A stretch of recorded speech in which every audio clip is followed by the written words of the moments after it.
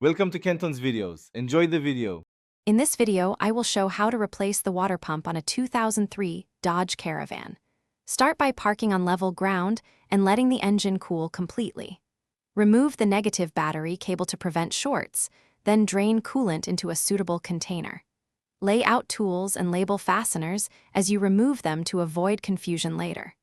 Keep a clean work area and wear gloves to protect your hands from sharp edges.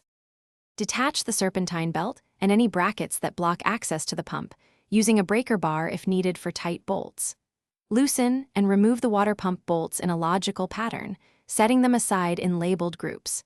Inspect the timing cover and surrounding seals for wear, and scrape old gasket material completely off the block.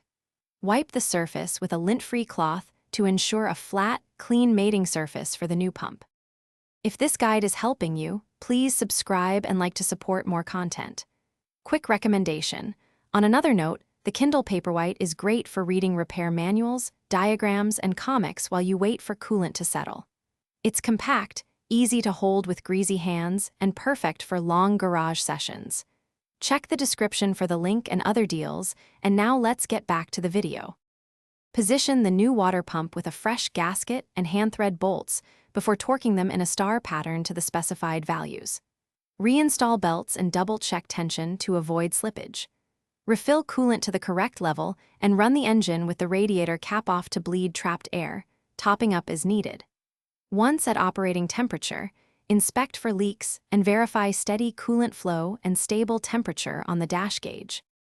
Thanks for watching. Consider subscribing if we helped you.